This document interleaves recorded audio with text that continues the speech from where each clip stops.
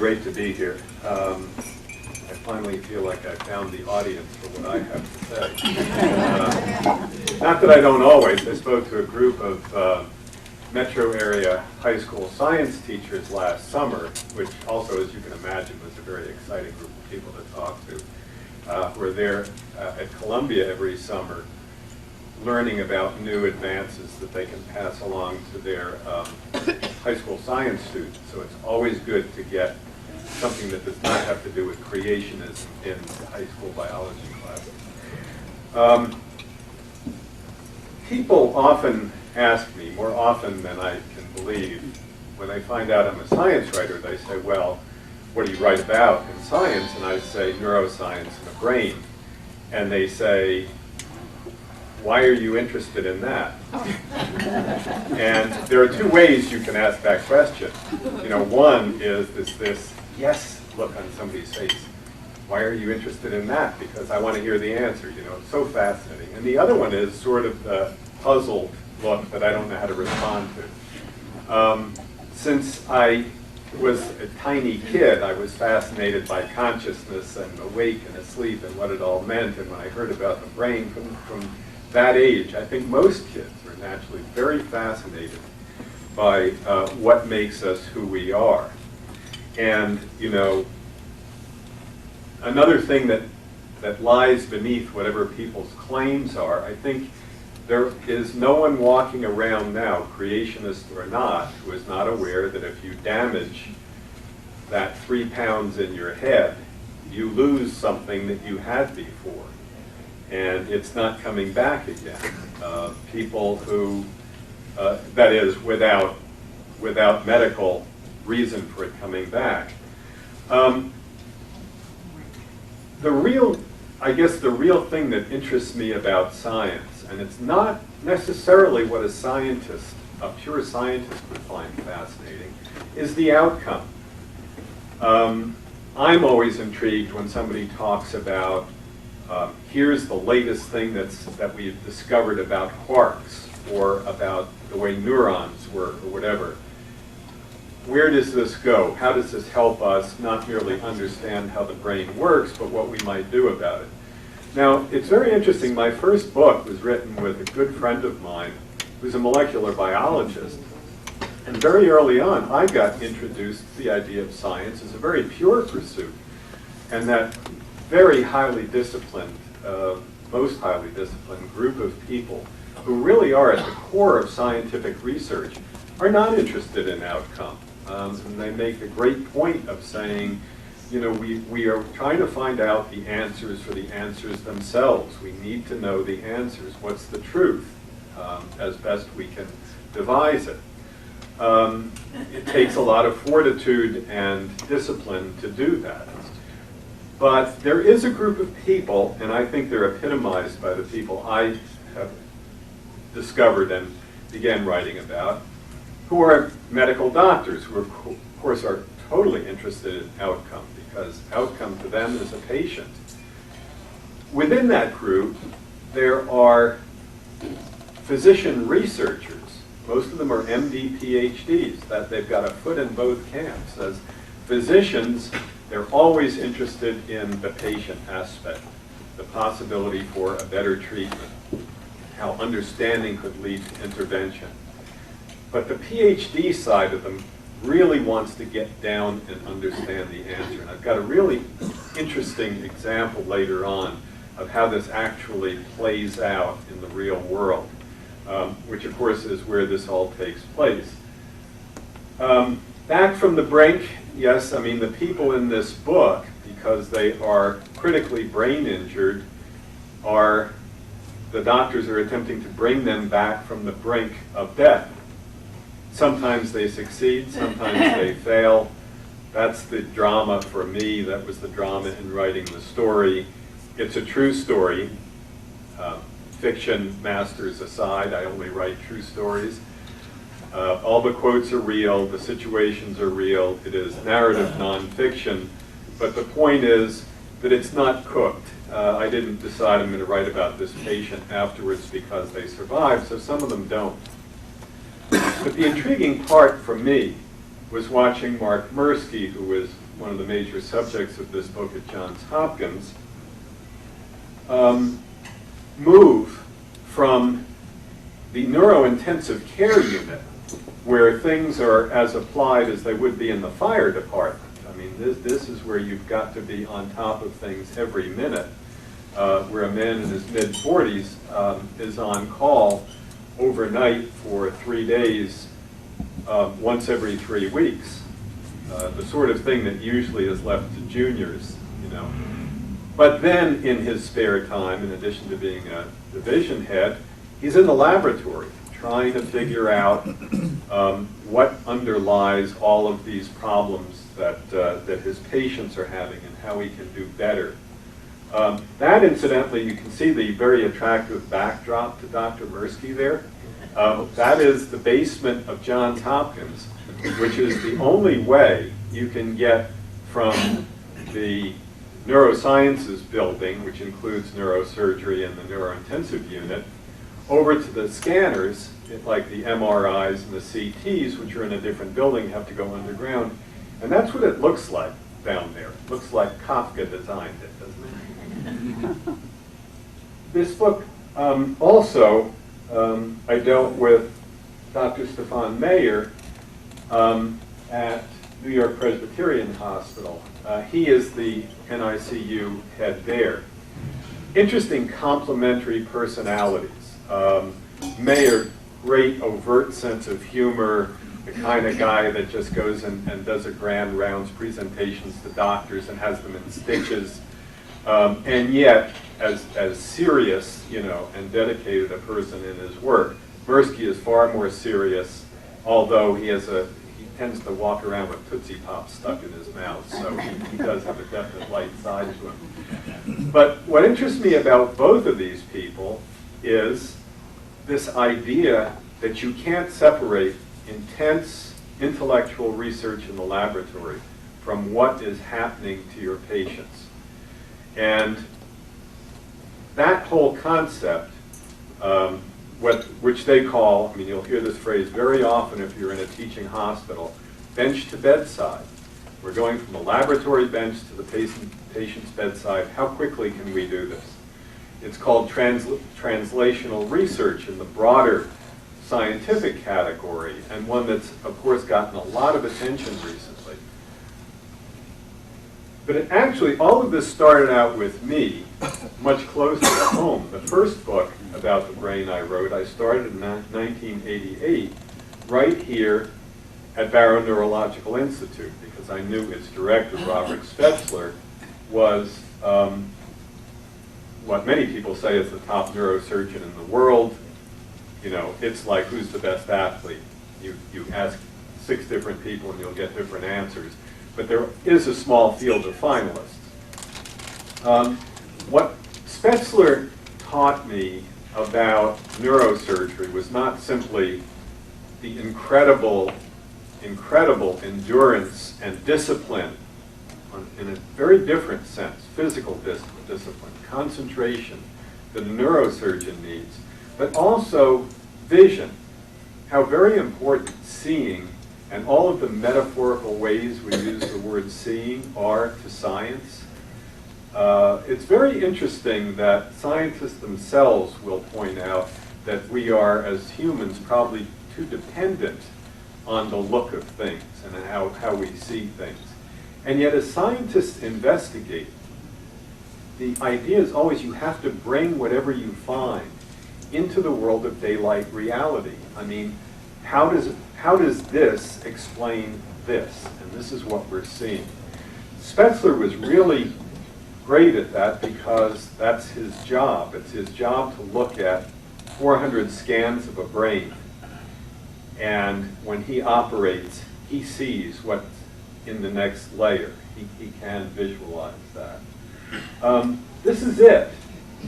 And it's dense, it's opaque, just like that, until not very long ago, really in any practical sense, the mid-70s, this was about as good as it got in terms of seeing how the brain worked. If someone died of a tumor, if someone died of a stroke, unless they had been in neurosurgery, which was rare enough.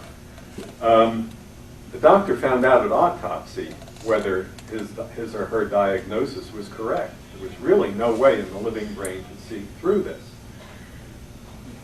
Now, I have been to a lot of autopsies, neuroautopsies. These are done at Barrow fairly frequently, once a month typically, and it's part of, what went wrong. I mean, we're now going to look at this, and of course, in a teaching hospital, all of the medical students, all of the residents have to go to brain cutting, as it's called, every time it's held. And you put on gloves, and when you feel the brain, it feels like a mushroom. I mean, that's what it looks like. And I think I always sort of thought, well, of course, that's what it's like. Well, it's not. If you ask any neuroscientist, especially neurosurgeons, who actually are probably the only people who really touch living brains, you won't believe. Does anybody want to take a guess who doesn't know what the consistency is like of a living brain? Jello, sort of. It's got that but it's not that thick. It's not that formed. Actually, cooked oatmeal is the way it was put to me. Really? If left on its own, it would sort of sag into a puddle, which would not, as Mirsky always says to me, make the bottom part of your brain very happy at all. So, all of this, somehow though, look what we do. God, we bang our heads, we ride bicycles and motorcycles without helmets. I mean, we do all sorts of crazy things. How do we get through the day, let alone our lives? Well, this whole thing is wrapped in, a football. It's wrapped in meninges, 3 layers of them, but they're very tough. It's a very tough membrane that gives the brain its shape. When it's dead, it's denatured. That's why it has that consistency, like a cooked egg. When it's alive, it's wrapped in these tough meninges, which give it shape, and then it floats. As we walk through our lives, our brains are floating constantly in cerebrospinal fluid. That's its major purpose. It's made deep within the brain, in the middle of it, and it keeps the whole brain floating so that it reduces the brain's effective weight, just as ours is when we're floating in water. The real weight of your brain, the actual weight of your brain is 3 pounds, but it's reduced to about 10 to 20% of that because of the floating in the fluid. That also explains to you, by the way, why when you really hit your head hard enough, if you damage the brain, it's not that hard to do. So, what makes us who we are? And the way I've always seen this, and it's a good way to look at what are the major advances in understanding the brain that lead to longer lives, better lives.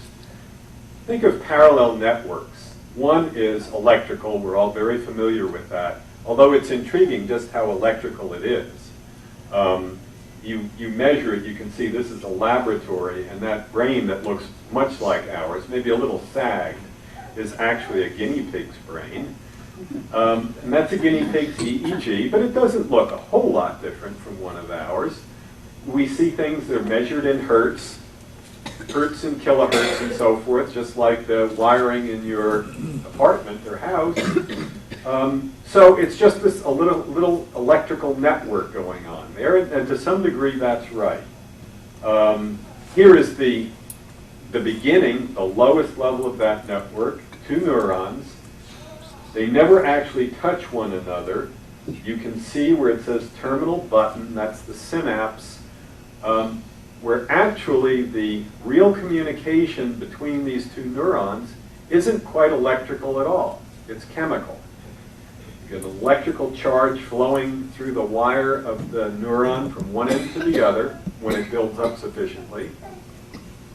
It's just got a signal or enough signals that said fire, and it's firing. It's sending that electrical pulse all the way to the end of the axon, that is the business end of the neuron. And here's what it all comes to. A little tiny neurotransmitter gets sent across the synaptic gap, strikes the dendrite on the receiving neuron, and tells it one of two things when it strikes: fire or don't fire. That's it. And we're passing, it's like passing on a message, right? My message says don't fire. My message says fire. And that's where you get this little string of electricity, electrochemical, just running through the brain. Well, I mean, that's simple enough, but boy, does it happen a lot. I mean, this is where you go from the simple to the simple, as though that was simple, to the impossible very quickly. This was done by my colleagues at Barrow Neurological Institute, who are probably the most gifted visual artists going in medicine.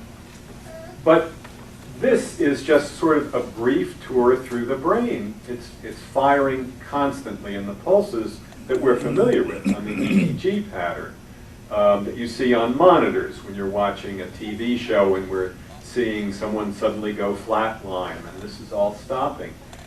Individually, it's happening just because of those pulses. Fire, don't fire. But it builds up fast. There are 100 billion of these in one person's brain.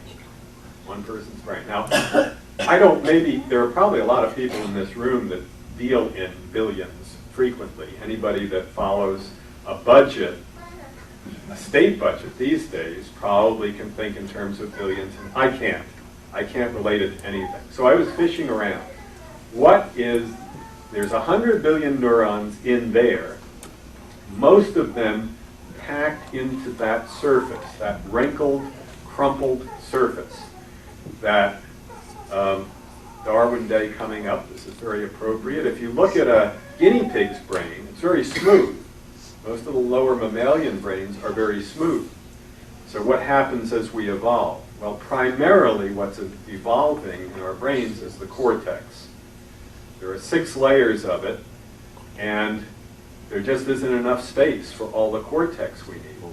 But if you make the skull bigger to make the cortex more acceptable, it's weaker. So evolution wants 2 things here. It's going to select for 2 things, right? One is small is better for strength. 2 is bigger cortex is better. So what we wind up with is this crumpled sheet, all crumpled up on the surface of the brain, of the cortex, containing, that's where most of the 100 billion neurons are, not all of them. So what does that translate to?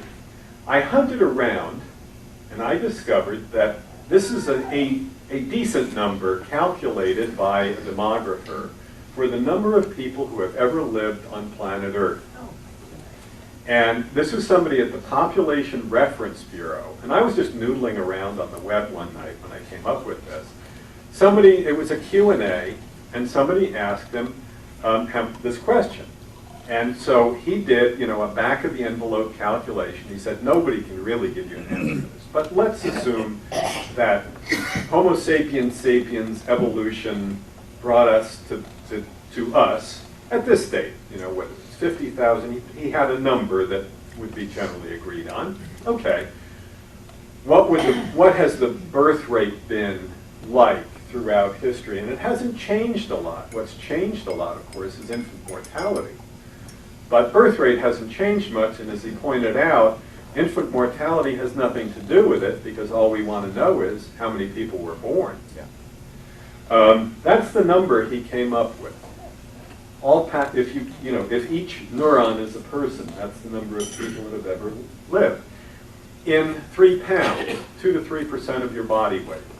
But here's the thing. Remember, you saw those neurons going there. They use up to 1/4 of the oxygen that you take in all the time. No wonder you feel faint if you stand up too fast. No wonder if the air is thin, if you don't get enough air to your brain, bad things happen very quickly. This is a total rapid engine, and it lives on oxygen. 1/4 of all of it. How does it get the oxygen? That's the second network. You might think about this as though we had rivers, the waterways, the natural waterways, and then the roadways that interconnect with the network kind of being like roadways and this being the waterways. The whole purpose of this blood system in the brain, and it is extremely complicated and beautifully designed by evolution, by natural selection. By the way, the obvious answer to the question is, how do you know it wasn't intelligent design is? I don't. Nobody does. Nobody could. It's not a scientific question. So what's the next question? No, it's natural selection pulls out exactly this sort of thing. The design is gorgeous. I mean, it's beautiful. It's elegant. Engineers couldn't do as well. What you notice in there is how focused in the center the largest part of that blood supply is. And that's really important. I'm going to show you how that works out in a few minutes. But from there, it goes up to every part of the brain. I wanted this image for another reason, though, because this is the first of the dramatic advances that have been made in neuroscience in very recent years. 10 years ago, I couldn't have shown you this picture. This is not a graphic artist's rendition. This is a scan of a living brain. This is a patient. That's the patient's skull as it shows up in a three-dimensional scanner. Those are the actual blood vessels. If that patient had an aneurysm in there, it would be showing. Now, can you just go to your doctor, or if you're going for neurosurgery, would you get this? No. I mean, this is the cutting edge right now. This is what is possible for one group of researchers to look at. But as we know, those things tend to move. This is what translational research is about. Moving this idea that is now available to the few out so that it can actually be a diagnostic tool. This, speaking about how much blood there is in the brain, this is a moment when neurosurgery is about to begin at Barrow. I didn't take this picture. They don't let me get that close. This is an intraoperative photo taken by the medical photographer there, and it just gives you some sense. Look at that filigree of blood vessels. That's only the beginning. I mean, it goes way beyond that. And this is the fascinating structure that I wanted to point to you. You saw it there, but it was hard to really understand it. This is called the Circle of Willis. And in terms of how science works and how artistic vision and science vision are often not so far apart, this is a traffic circle in the brain. Blood flows around in a circle, in the Circle of Willis. Now, it doesn't normally, but it can. Why would that be important evolutionarily? Why would it be so important? It shows up first in the higher mammals. Well, how important is blood flow in the brain? It's survival. It's live or die. It is, even passing out is fatal, if in a primitive society especially, let alone ours. So what happens if, for example, on the left side we squeeze momentarily one of those major arteries so nothing goes up that side of the brain? That's where the blood from the right side will begin flowing around that circle to make up the difference, to provide collateral blood flow. It's a safety precaution. And also an indicator of just how important the brain is in terms of getting the best that's available. Thomas Willis is fascinating. He drew this circle for the first time in the middle of the 1600s. And if you look in anatomy books in the middle of the 1600s, there was a lot that was understood. I mean, that's when the circulation of the blood had just been elaborated by Harvey. So people were drawing, the autopsies, drawing the heart carved into 8 pieces. And everybody had sort of this brain, pulled out what looked like a cargo net that represented the arteries of the brain. How would you ever figure out that there was a circle involved? And that's where Willis truly had genius, was to figure out by studying lots of autopsies, by looking at animal brains, that in fact, this did link up in a circular fashion. Now, in presenting it, if you look at the early drawings of the Circle of Willis, he had assistance from somebody who was able to visualize what Willis was trying to tell him. Willis wasn't a particularly gifted artist. That person was Christopher Wren, the architect of St. Paul's and many other wonderful buildings in London and elsewhere. But what a marriage there of two geniuses of vision. And a concept, by the way, that plays right out today, where you will see that literally very often discoveries are made by somebody who very literally has vision. My friend Lynn Klotz, who I wrote my first book with, that I was talking about, knew James Watson reasonably well because they were on the faculty at Harvard together. And Watson said in his book, The Double Helix, that when he got to England to work with Crick, he really didn't know any molecular biology. And I said to Lynn, now wait a minute, you know, this is quote unquote didn't know. He's not talking about Ed not knowing. He's talking about Jim Watson not knowing, the genius. And he said, well, yes and no. He was a biologist. He was a biology graduate. But you know, he said what Watson really had was an incredible ability to envision things. I mean, you could describe a structure to him and he could see what it looked like. And of course, in science, in biology, that's extremely important. So let's talk then about the major what can go wrong in the brain and how can we intervene to make it not go wrong. That's what our MD PhDs are trying to find out. And of course, the basic one that we're all concerned about is stroke. Until just a few years ago, when I heard that term, I always thought, the way most of us do, stroke means stroke. I mean, that's it. Something goes wrong, blood supply goes away to the brain dies, it's all over. But the point about this brain research is, if we can actually magnify the time, if we can see one event now with the resolution of being a series of events, maybe we can go in and stop one of those events in there so that we can prevent what really is a stroke, the death of brain cells, the loss of function. There is a window now, a 3-hour window, as we've been reading about, that really researchers are responsible for discovering over about the past 20 years. And what's amazing, and this is passed along to me by every neuroscience doctor I know, if you have any of the symptoms of a stroke, this is my PSA, go to dial 911. Do not say, oh, that went away, I'm okay.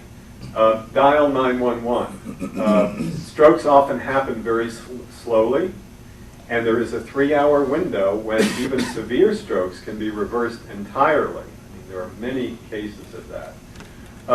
The basic kinds, and these are both strokes, are the ischemic stroke, when there's a blockage, and the medicines you've read about, these new medicines that will dissolve that blockage, that are now being given more and more routinely at stroke centers, or at other hospitals under the phoned-in instructions of people at stroke centers, will break up those blockages.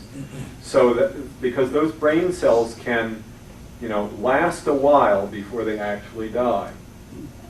And the second type is the hemorrhage, when you get a rupture.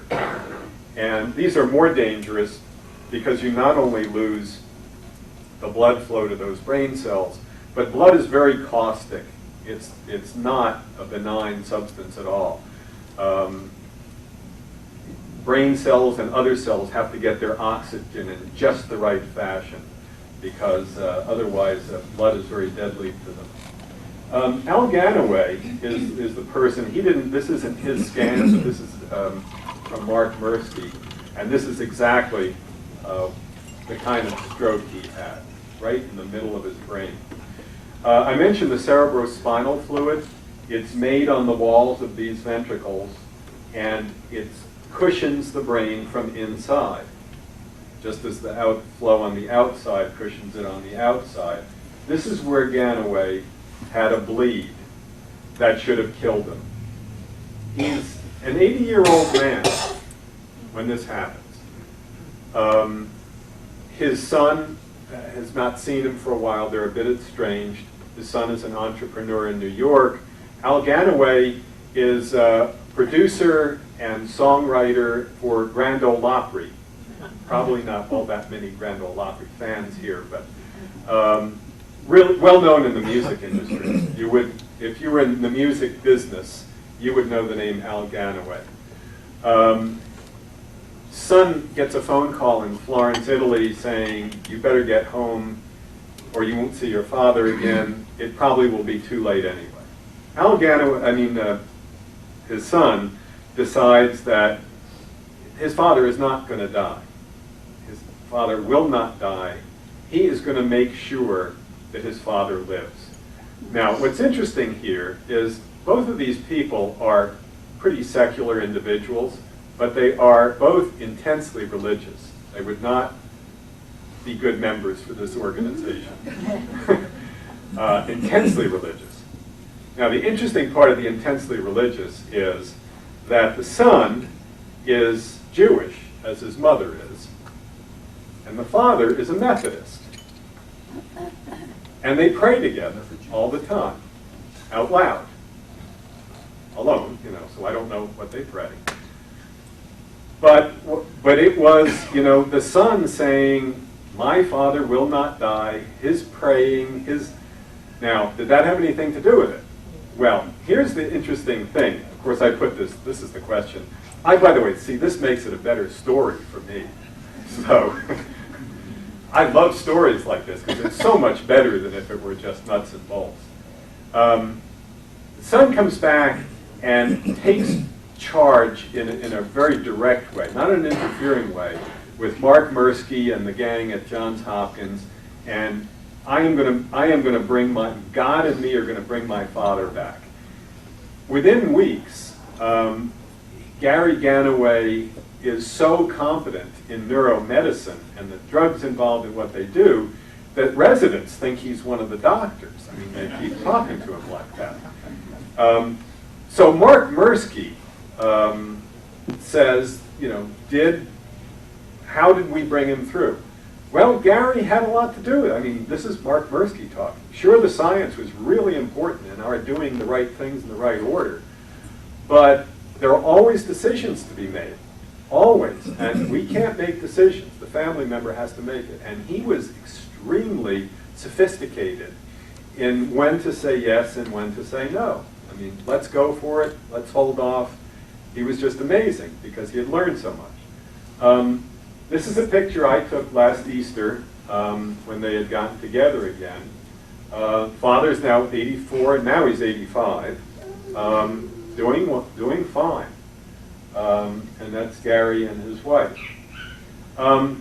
That's one kind of outcome of a stroke. This is a more interesting guy in a lot of ways to me, Michael Sanders. Michael is a banker in New York. He goes out for a pack of cigarettes on Father's Day. Now, that alone says Michael isn't doing everything he should be doing. He's going out for a pack of cigarettes. And actually, I think another 6-pack of beer. It was Father's Day. They had people coming over. But he, all of a sudden, he's paying for his cigarettes, and he vanishes. The cashier's standing there. He's gone. What happened to him was his heart stopped. He suffered a cardiac arrest. He had an aneurysm rupture in his brain. The shock of that, not just the blood loss, but the shock stopped his heart, which is very common. So at that point, he's a dead man, pure and simple. Now here's the interesting part, right? And again, where it makes the story interesting, just at that moment, a woman is driving along the street. She's a nurse. She says to her daughter, "I don't know if I should get gas now or wait till later." Her daughter says, "Oh, get gas now, Mommy." So she pulls in to get gas. The daughter's 3 years old, And she happens to be standing there getting gas, and she sees this guy drop to the ground.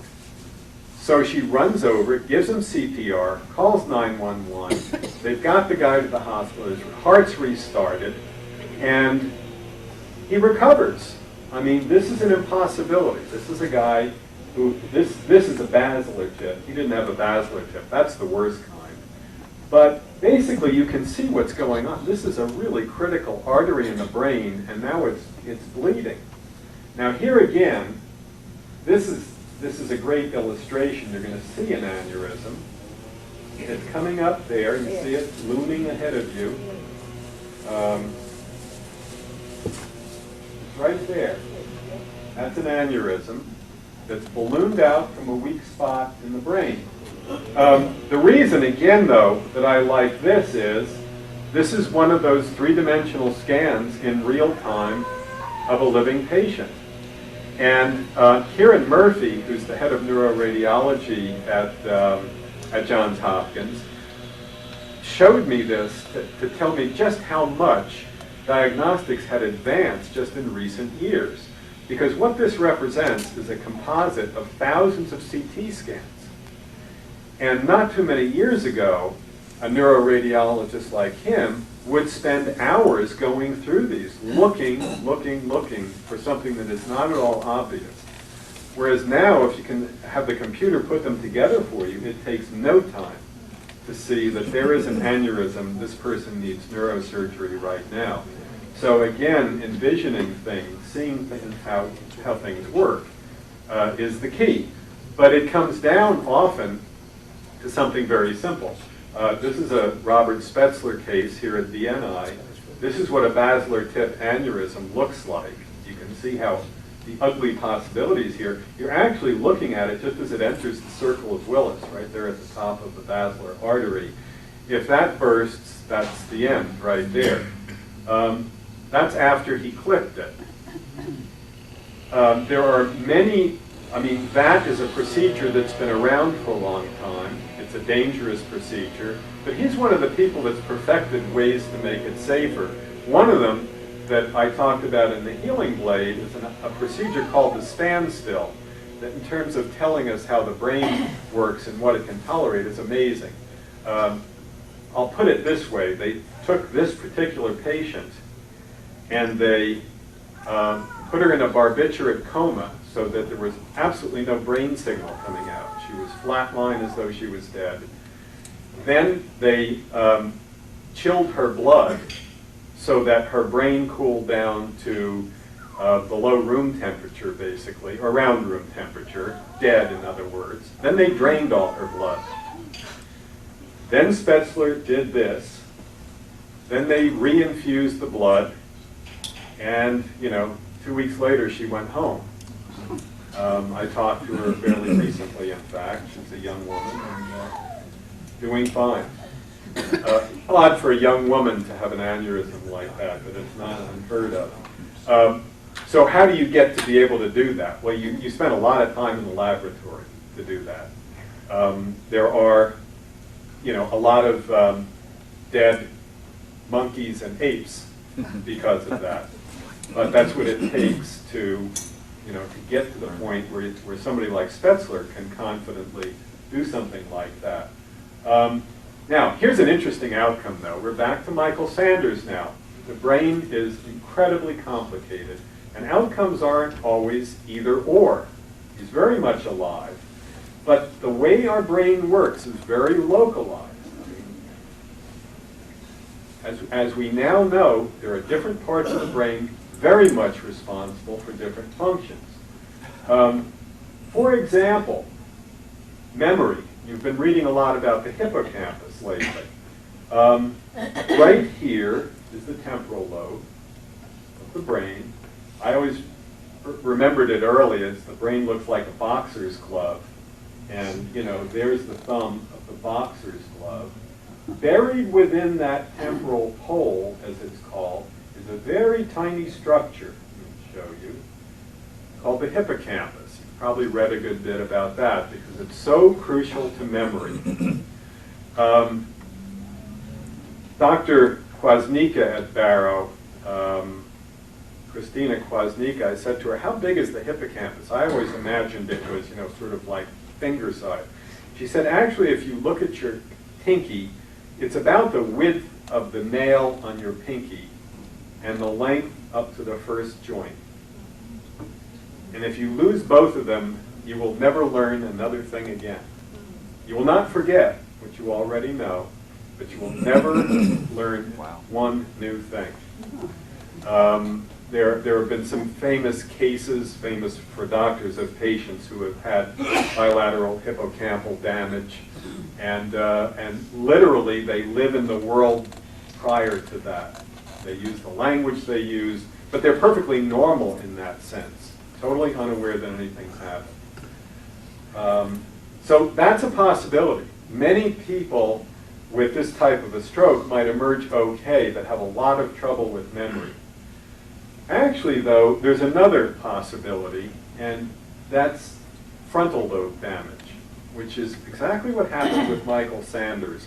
In a way, if any of you read Antonio Damasio, I know at least one person does because we were talking about him. He's written a fascinating book about the frontal lobe and the role of emotion in rational thinking. In a book called Descartes' Error, which I would really urge you to read. It's very accessible. It's absolutely fascinating. Damasio is the author. And what he says Descartes' error was, by the way, I find fascinating. Descartes said, it's the purpose of our rational mind to control our emotions. Damasio said, no, you look at my patients and you realize that it's our emotions that are directing our rational minds. Because if you damage someone in the place where emotions and reason intersect, you will have Michael Sanders, a person very much like the person he talks about in his book. I interviewed Michael years after his neurosurgery. He sounds like a banker. He's very intelligent. He gave me very complicated directions to get to his apartment. His apartment, he's now divorced from his wife, is almost totally unfurnished. He, when I saw him, was supposed to go down and get disability the next day because he can't work. His ex-wife told me later he was supposed to have done that months ago and still hasn't done it. He can plan everything, but he can't execute. His emotions are very variable. He does have relatively mercurial, uncontrolled emotions. But the main thing is, he isn't motivated. I mean, if you think of emotion, motivate, it follows, and that's his problem. He knows everything he needs to do, but he can't make himself do it. I mean, we all feel sometimes like we woke up that way, right? This is what the fascinating thing about the brain is. Yeah, who am I? It starts out in very small parts. The blue here is where, called Broca's area, a little bit hard to see, where speech is produced. If you have a stroke that damages you here, you'll understand everything people are saying. You'll know what you want to say, but the words will come out all jumbled up. Very annoying when that happens to people. Here is where speech is understood, a much more serious area to have disrupted because you can't understand people anymore. It tends to isolate. I mean, we're very speech-dependent people. You can certainly, if you lose your hearing, there are other ways of understanding what people are saying. But if you lose the capacity to understand speech per se, that's entirely different. And the occipital lobe, the whole back of the brain here is seeing, because that's how important it is in survival. And it's at the back of the brain because that's the most protected place it can be. And then here we have, the motor strip, the sensory strip, very related, all very localized. But it's not that simple either. It's not that you take all the pieces and you get the whole, because the whole reflects back constantly on the pieces, and that is not very well understood. This is one of the most interesting scans I've ever seen, done by Marcus Rakel at Wash U in St. Louis, where Mark Mirsky actually got his MD PhD. These are MRI scans that were done, and there you're seeing what this person is doing, how that brain is cooking away there, how the neurons are firing when you're hearing words. There's comprehension. Remember I said that? The auditory area is right here, lighting up. When you're reading, when you're seeing words, there's the occipital area lit up. When you're speaking, there's Broca's. When you're thinking about words, your frontal lobes are illuminated. And I said, by the way, the human gift question mark. I don't know if any of you have followed these stories. The Times Science section just this week had a great story about bird brains. I don't know how many of you may have seen it. That scientists for years thought, based on solid evidence, that birds were bird brains. You know. They were that stupid. Now they're beginning to really think otherwise. Not just based. First of all, there's always been evidence, especially among ravens and crows, that there was very high-level thinking going on there, tool making and things like that. Planning. I've seen fascinating experiments in which ravens, for example, will study something that's hidden by going around it, and then figure a way to get it. That actually shows some planning involved. But what they're finding out about birds is they don't have a cortex. That's why they thought they were stupid. They just have a lot of these knots of ganglia, neurons that are in the middle of our brains. But apparently, on the surface of birds' brains, they may carry out the same function, the thinking function. And certainly, bird songs, scientists have been studying for years because they're extraordinarily complicated, unique, sometimes not just a species, but varieties in different places, and need to be learned. They aren't entirely inborn. I love this one because there's even differences when you're learning a new language task, whether you have practiced it or not. If it's not practiced, you need to think about it a lot, right? As well as hear it. And then when it's practiced, you don't need to think about it anymore. You just go ahead and do it. They could find a way to make it go back the other way. So we're talking about the action of neurons. Yes. Here's what's wrong. Now we're going to make it right, now that we've seen what's wrong. I'm taking it back here again because we saw what happens with a stroke, and of course there's something can go wrong with this network too, and that's seizure. This is an error, something that's happening in the electrical system that's gone wrong. Brain cells are firing out of control. Remember I was talking about those neurotransmitters? It turns out that 85% of all of the messages in your brain, neurons send out, say, don't fire. 85% of them say, don't do that. Only 15% say, do that. If something happens and the don't do that's get interrupted, then the brain cells just keep firing.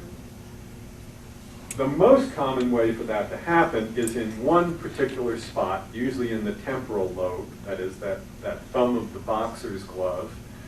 And it's interesting, why would that be such a common area? Remember, it's where the hippocampus is. What are we doing all the time? We're remembering. We're recalling memories. We're laying down new memories. We're getting directions. We're following directions. Those neurons are always in action. So they tend to be the ones where mistakes, if a mistake is made, it might well get multiplied. That would be a likely candidate. Generalized seizures more often show up in infants and babies, as though they're inborn problems. There's a temporal lobe seizure going on. As you can see in the temporal lobe, the brain firing out of control. And there's a generalized seizure. Now, here's a question, though, that I remember thinking long ago. Generalized, seizures can grow like wildfire, right, from focal to general. That's easy to understand. It spreads out of control. But how does a lot of general seizures start all over the brain at once?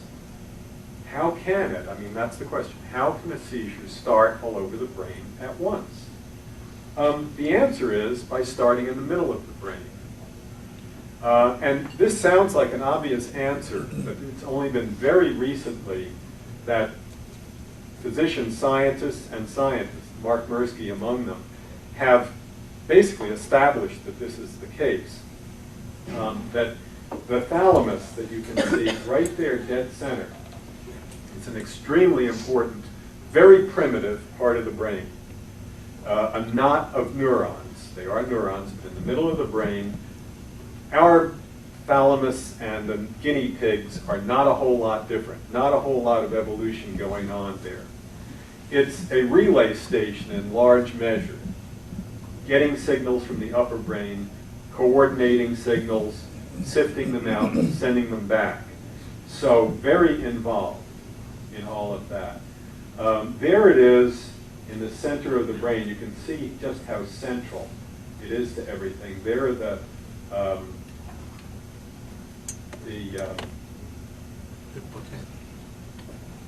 cerebrospinal fluid ducts here.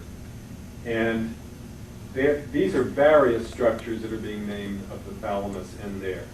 This is from Mark Mirsky, who asked this question. Okay, he said, this was his PhD thesis he's working on. I'm going to take a guinea pig, which has a thalamus much like ours, and I am going to give the guinea pig seizures with a drug. I mean, I'll make the guinea pig have seizures by giving it a drug.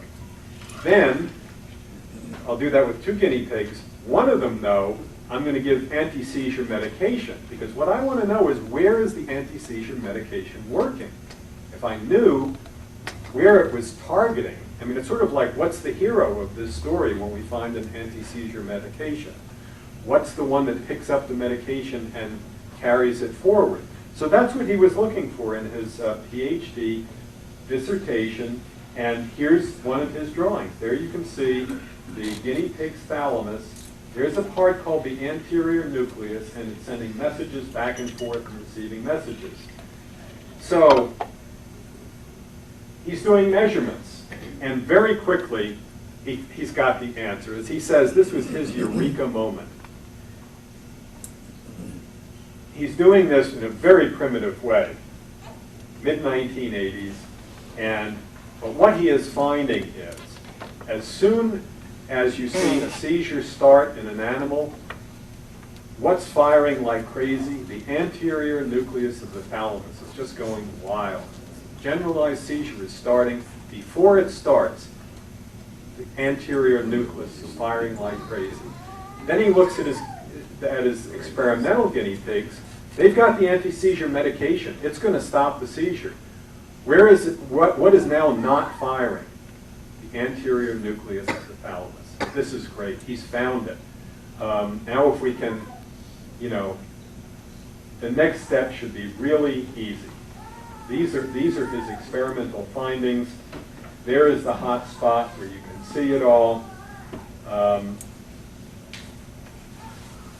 Here's what happened. As he said, in science, everybody thinks it's eureka. But what usually happens is you wind up with, that's peculiar.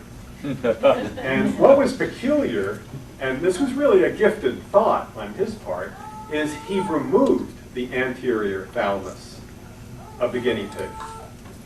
I mean, if it's removed, there would be no target for the anti-seizure medication, right? So the guinea pig should have seizures even with anti-seizure medication, because he's removed the thing that's going to make it work. The opposite happened. A guinea pig without an anterior nucleus wouldn't seize no matter what. It just found the opposite. This one little spot deep in the middle of the brain is where generalized seizures start. It's what causes them, not what controls them. So he and his mentor at Johns Hopkins, now that he's got his PhD in hand, Robert Fisher, say, well, this is interesting because now that we know what the focal point for generalized seizures is, could we get in there and stop it? Remember, I'm talking about magnifying the events. So how about a pacemaker? How about putting a little pacemaker probe there right on the anterior nucleus of a human patient, and when they start to have a seizure, bingo, we give the anterior nucleus, a burst of electricity, it stops.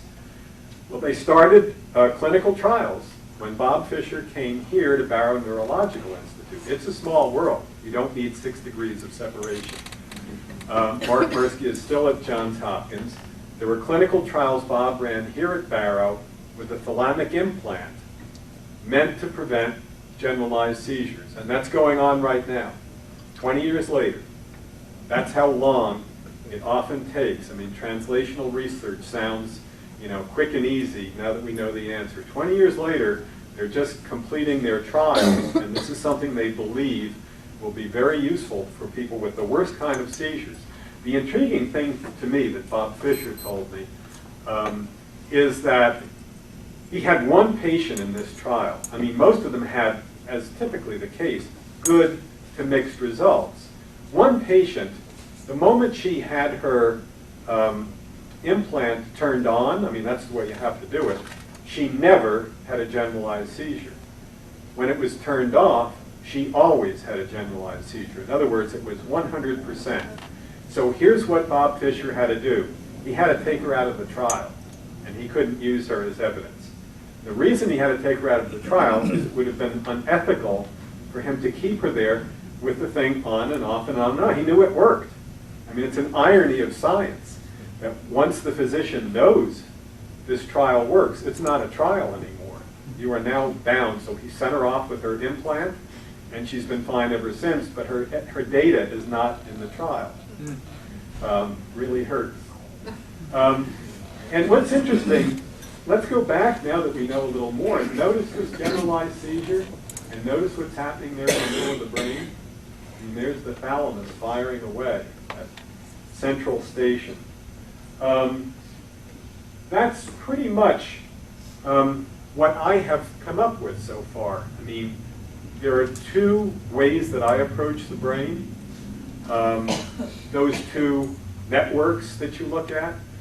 And I mean, there are obviously major advances being made in stroke, in epilepsy, in all kinds of brain-blood problems and brain metabolism problems that just have to do with the same idea, well, 2 ideas.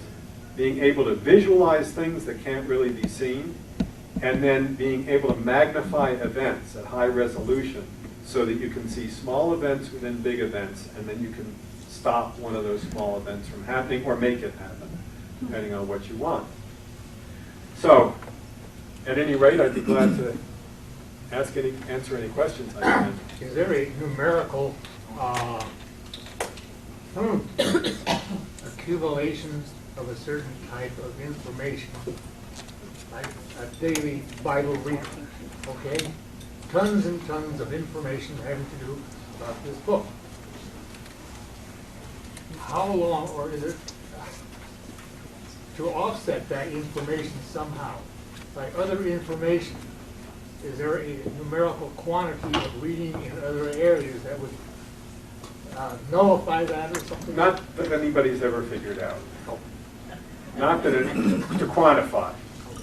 I mean, one of the more interesting things, though, that's always brought up by neuroscientists is, I mean, learning, just about the time you realize how mystical almost learning is, forgetting is even tougher.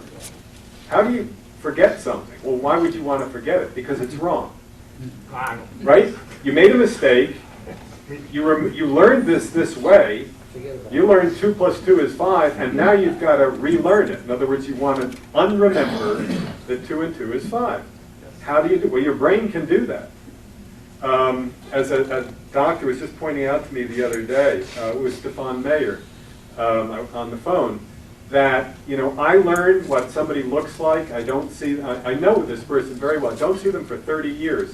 I see them again. They've lost all their hair. What they've got is gray. They weigh 30 pounds more or less than they did the last time I saw them. They've got lines on their face, but I recognize them. I know who that is. But that's not all. Not only why do you recognize that face, but the other thing is you immediately process that information and integrate it with all the old stuff.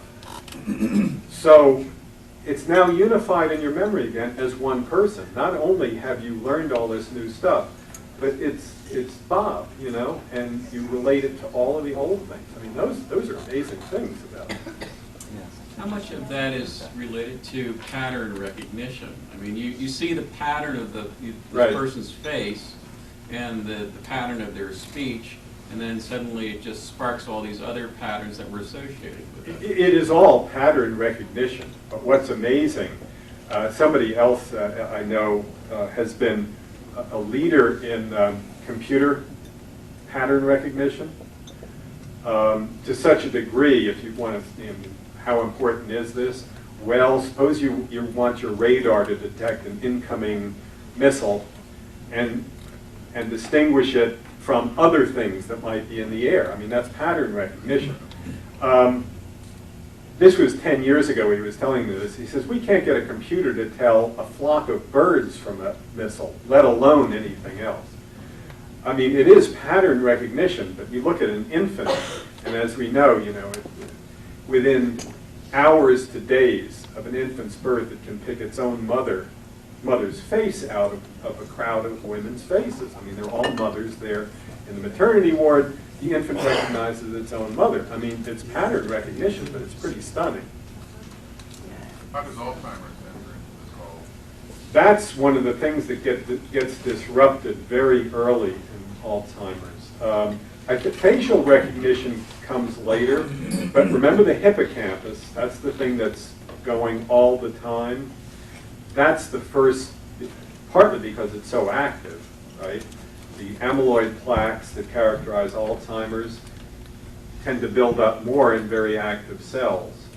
And so memory, formation of new memories is what first begins to go. But then there's memory recall, which is also a very active area, and that begins to get disrupted. Yes? Yeah, you mentioned the frequencies being up into the kilohertz. Way back in the mid-'70s, I took biofeedback meditation, EEG, and then they were just thinking is the, you know, lower frequencies and all that other stuff had nothing to do with it. Are they doing EEG things in those frequencies and finding anything? No, actually, I should have said kilohertz. It's all pretty much in the hertz range. It varies pretty widely within that range, but it never gets anywhere near kilohertz. How does it do that much information in those low frequencies? Oh, I mean, that's an incredible question. But the other thing that, you know, my big question now that I know enough to be further ignorant, you know, is if all one of these neurons is doing to the next one is saying either fire or don't fire, how does it add up to anything at all? I mean, I can see how it adds up to neurons firing, but where's even the information, let alone something qualitative that comes out of it? I have no clue. You know, when you speak about anti-seizure medications, how does that get by the brain-blood barrier? That's a really good question. As you may know, the brain-blood barrier, by the way, is fairly new in terms of understanding it at all. Even 20 years ago, when I was working on an earlier book, I remember some doctors who were major oncologists being in doubt as to really whether there was such a thing or not. The brain is, there's only two things, basically, that can get into the brain: water and sugar. And one kind of sugar, glucose. Every other thing that gets into the brain, whether it's a drug or a neuroleptic, I mean, something that makes you feel better, makes you feel worse, makes you high, gets in by mimicking something that's supposed to be in the brain. There is a very tight barrier at the junction of the thinnest of the epithelial capillaries, the epithelial lining, the skin of the capillaries, the very thinnest of them. The support cells for the brain just grip down. I mean, they have feet, and they grip down on those capillaries, and that's where the transmission occurs. They're very tight junctions. Nothing just crosses.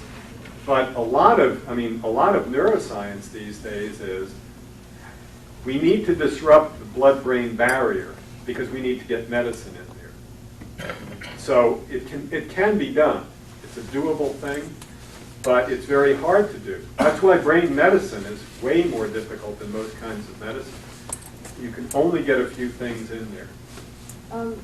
You talked earlier about blockbusters and your friend or the person who was 80 who had been treated with that. My mother had a stroke a year ago, and I was very concerned when I rushed her to the hospital that they treat her with this, and because she was 97 years old at the time, they said absolutely not, she's not a candidate for it. Consequently, she's one of the people that when you mentioned they understand everything but they can't speak. Why would they not use that on her? Yeah, there is an answer to that. And actually, Al Ganaway, the person I was referring to, did not get one of those drugs. And the reason he didn't was because he had had a hemorrhagic stroke rather than ischemic. Remember, hemorrhagic, the blood vessel has broken. Okay? Part of what may have enabled that is he was on Coumadin at the time. You give people Coumadin to thin out their blood. And that's what the clot busters do the same thing. I mean, they're meant to keep blood watery, to dissolve clots. Well, if you've had a bleed, if blood is leaked out of your brain, the last thing you want to do is thin the blood out. You want a clot to form then. So that's not just a simple 1, 2, 3 call. That's why when I said get to a stroke center if you can. If you can't, make sure that the hospital or doctor calls the stroke center, because those are the people who have benefited from the research to say, this is a candidate for TSP or clot buster, this is not, or this may be a candidate. Now they're saying, okay, there has been a bleed, but if we wait X amount of time, I think we can safely administer it to keep the blood thin. Normally for a hemorrhage, though, you would not be giving anything. They were basing it upon her age. Yeah, but it also may have been the fact that they were afraid there would be leakage of blood that they gave. I don't know, by the way. I'm speculating myself. But Yes, I've read often that most of our brain cells aren't used. Is that correct?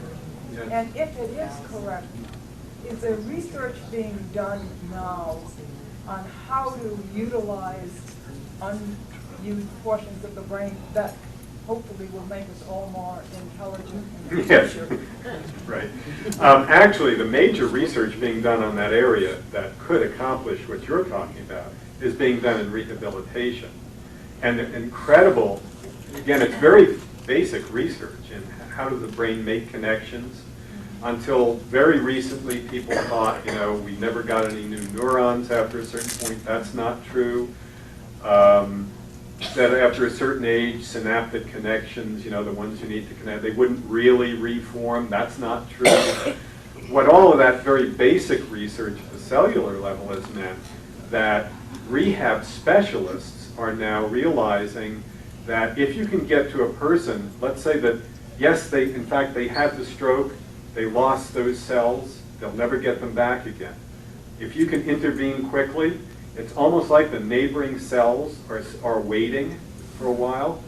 I mean, they are able to take over that function, and if they get to the patient in time, start saying, move your right hand, I can't, move your right hand, that these, I should do this side, cells will become entrained. Just as happens, by the way, in seizure, when you don't want it to, that in stroke rehabilitation, they're finding you can, in fact, train other cells to take over.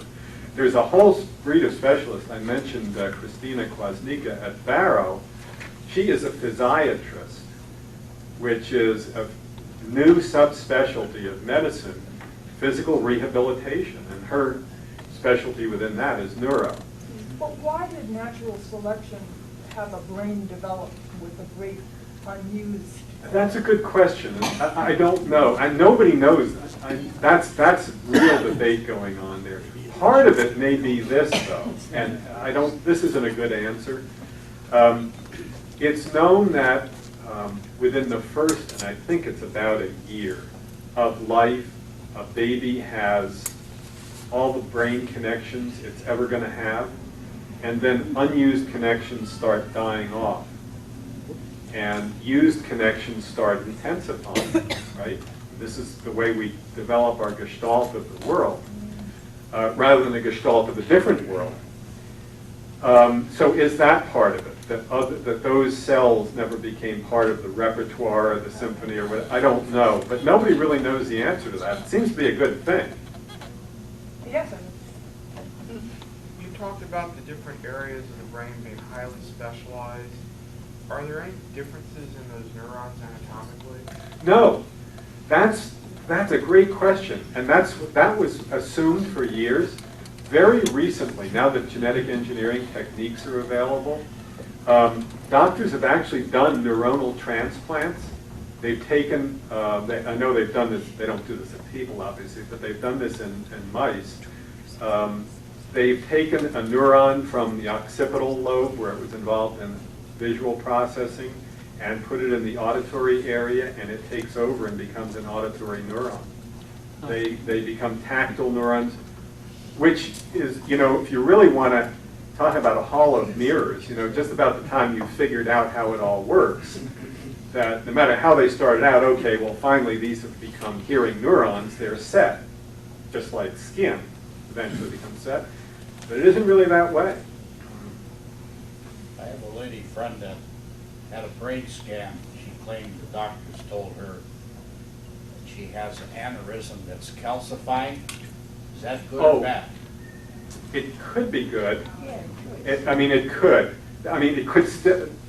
You're asking me, remember. The danger is always that it's going to break. That's always the danger. But obviously, if it's calcifying, it's hardening. So it would seem to me that there's less chance of its breaking than otherwise.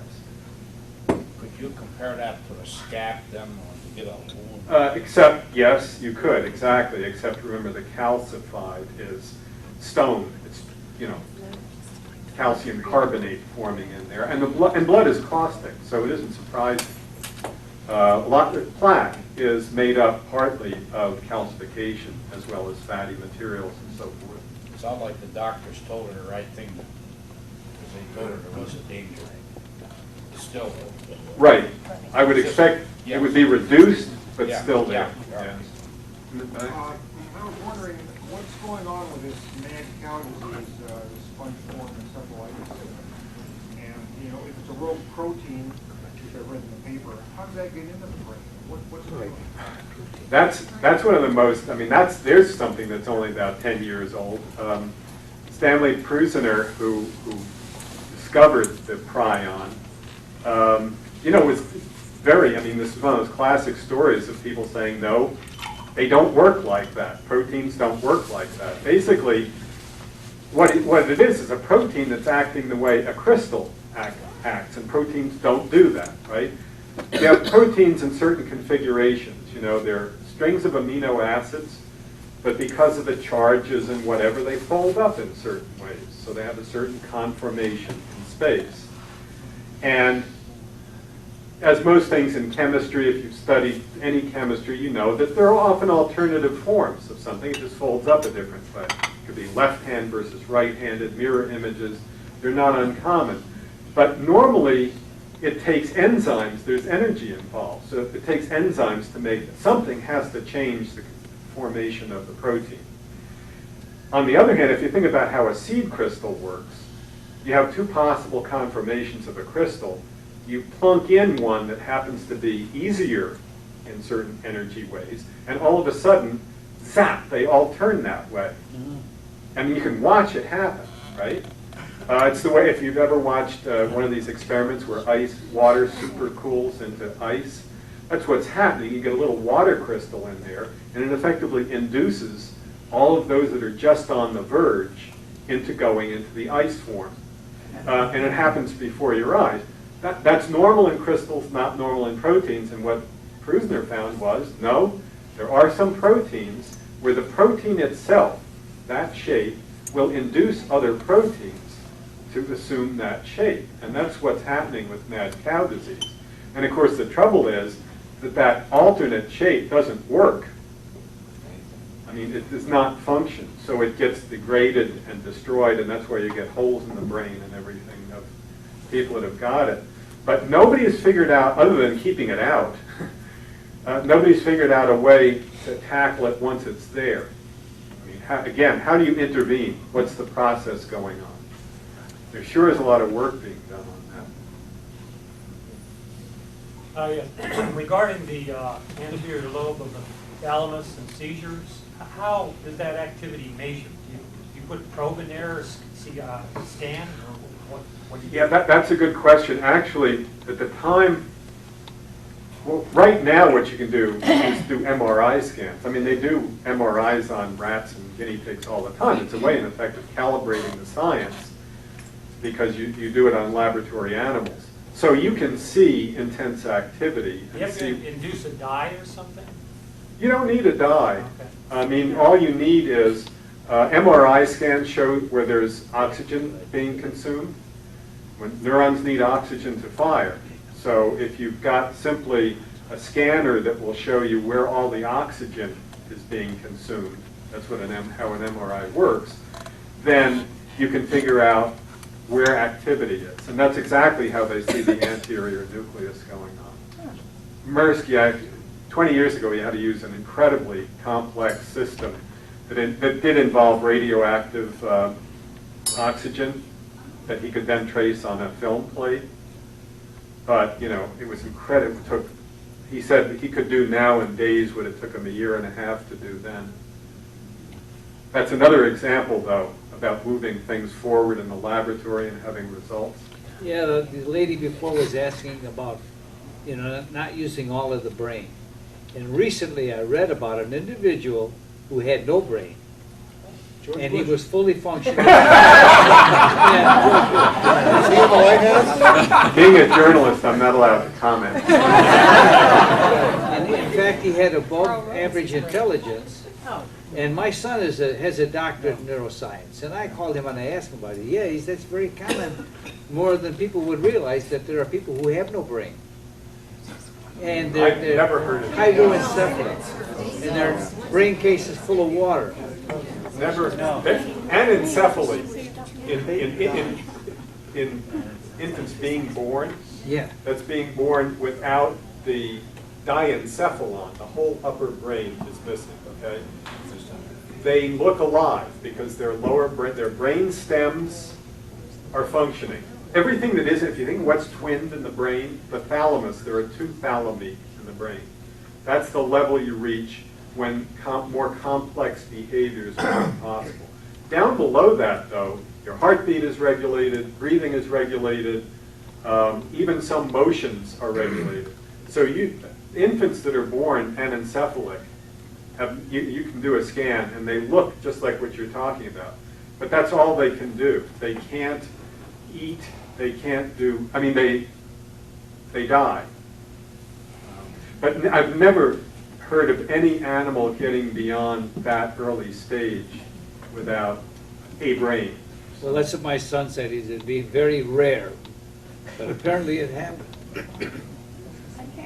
I don't remember you saying about that. I remember it. I forgot the name of it. I think that cross connection between the 2 brain hemispheres. Oh, the corpus callosum? Yeah, what is the deal on that? Is that a total connection between both sides? That's what it is. It's wires. It's wires going from left brain to right brain. The interesting thing about that, though, is if it's cut in an adult, both sides work, but the results are, if you read, there are a lot of fairly popular, accessible things written about people that, for one reason or another, had to have that cut. And it's very strange because your right brain, your left brain, of course, is the numeric calculating part, the rational, step-by-step linkage brain, and the right brain is the gestalt, glomming onto things, global awareness. A lot of people think most of your idea of self is right brain. So if these are disintegrated, people do strange things, like they will, because the right side of your brain would be used in moving your left hand, If they're disconnected, there are right brain type tasks you can't do with your left hand, and it's very screwy. It's very screwy. But I'll tell you that linkage is very important. The most interesting part of it is if they cut that, sometimes severely epileptic children who would die if they were allowed to proceed like that. But it's only one side. It's only one hemisphere. If they're very young and they remove that hemisphere, they develop perfectly normally. Somehow the one hemisphere takes over both right and left brain activities. And that's what I'm saying is so strange about what neurons, what is directing them then? You know, that's what you keep wanting to ask.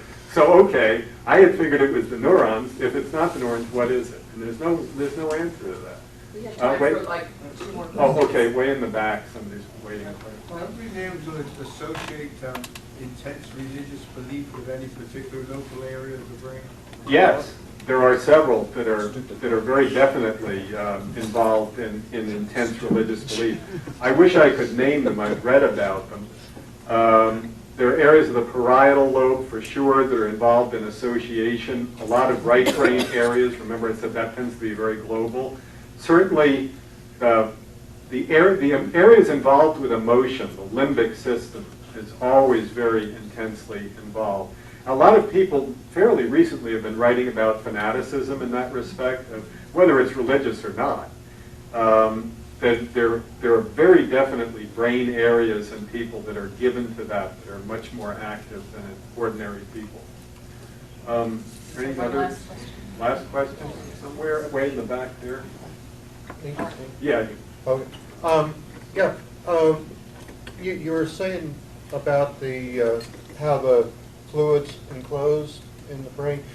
Many years ago, I rescued a kid on North Mountain and it had a chunk out of his skull, and I saw the brain matter in there, and it was like it didn't flow out or anything. You know. He must not have had those meninges broken. If you take the skull off, what you're looking at is the membranes that encase the brain. And how thick is that? It's thick, but it's very tough. I mean, it is very tough. I've never touched a living one, obviously, but I've certainly seen neurosurgeons do that, because before, when they're doing neurosurgery, when they've removed the brain plate, they sort of probe with a gloved finger, and it's pretty tough. It's like, you know, a plastic encasing for something, rubbery encasing. What I'm saying is, if you cut through that and brain matter comes out, that's it, and that is very. Well, it's not instantly fatal. What I'm saying is, whatever is lost is lost. What about the side with the nail gun that shot into the orange and Yeah, I the know. brain? It didn't do anything with matter. I know. That's real lucky. This kid was in Burroughs for like neurosurgery for like 12 hours or so, a little over. The one you're talking And they said that if the skull hadn't popped out, that he would have had severe brain injury. Well, that's probably true. Certainly if it had caved in instead of coming off, he probably would have had a lot of damage under there. But does it swell or what? That's right. It's coming off, allowed the brain to swell rather than crush itself. That can also happen. Yeah, it is interesting though. One of the things they do for people sometimes when they've got brain swelling that's threatening to crush the brain inside is to remove a plate of the skull. This is not used everywhere. It's kind of controversial. And just leave the patient like that for a few days, obviously in an intensive care unit, so that the brain can swell while they try to get the swelling down. Yeah. I'd be glad to say. If you appreciate the Humanist Society of Greater Phoenix and would like to see more, then subscribe to our channel and check us out on Patreon. Links are in the description.